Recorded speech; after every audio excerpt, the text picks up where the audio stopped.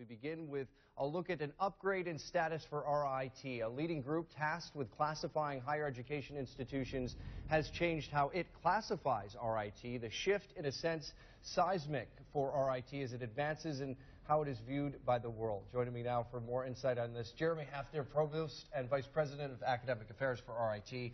Thank you, sir, very much for joining us. Very much my pleasure to join you today. So you have been upgraded to Doctoral University by the Carnegie Institute, correct? By the Carnegie Center, yes, for higher education. That's Why right. such a big deal, Jeremy? Well, first of all, it does put us in a whole new category, and it does reflect the vast number of changes that have occurred over the number of years at Rochester Institute of Technology.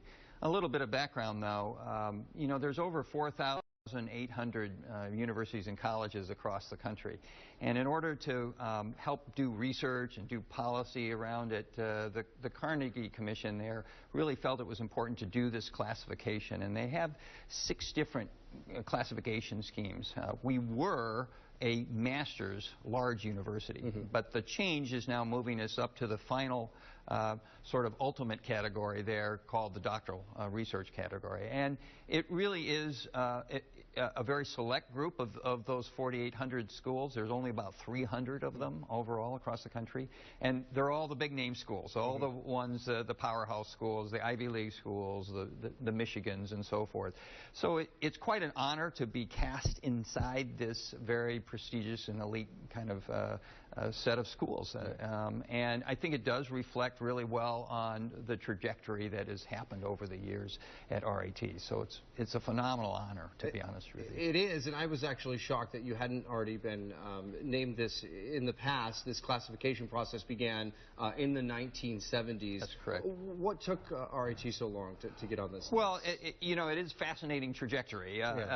In some sense, it took us a long time, but in relative time to academia, a very short amount of time. After all, we didn't even start offering degrees until 1955.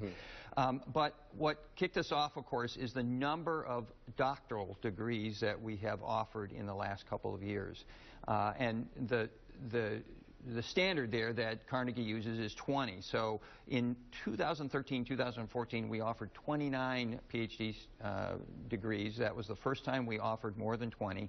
And that was the trigger for Carnegie classification. Last year, 33. Wow. This year, even more. So we are on a trajectory of continuing to really represent this region well in terms of that Carnegie classification. Well above the standard. Your first program actually in 1990, correct? That's correct. Imaging science, the first in the country, as a matter of fact. And then after that, in the 2000s, we started introducing more PhD programs: astrophysics, color science, sustainability, computing.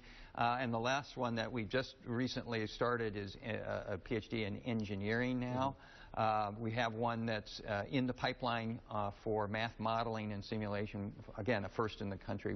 We focus on interdisciplinary kinds of PhD programs, unique ones that no other school is likely to offer. Well, let's talk about what this classification change will mean when it comes to funding for research projects.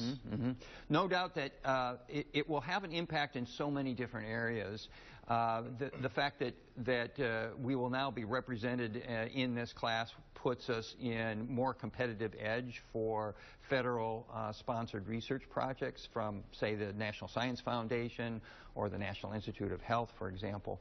And really what that will mean in terms of our prestige is an impact on our rankings.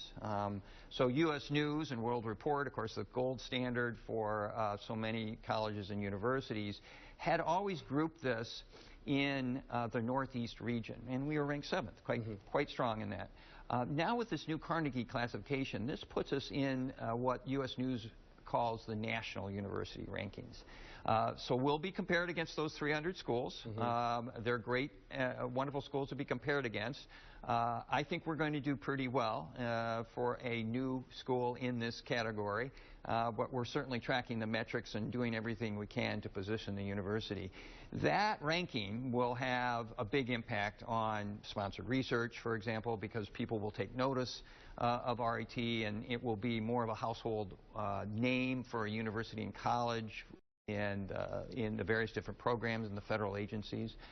It will also have a big impact on recruitment because now people will see RIT in that national university. Very exciting. What he wanted to say, but probably won't, you're better than a lot of those universities already on the list. Go Tigers. Go Tigers, absolutely. And it's going to be exciting to watch us climb those rankings as well. So we're going to do a very respectable showing. I'm positive of that. Well, already wonderful work there at RIT. This is raising the spotlight even more, and so happy for you guys, proud for you guys, and can't wait to hear what's going to come out of the institution after this. Absolutely. Jeremy, thank you for stopping by. We certainly appreciate it. Pat, thank you so much for your opportunity here.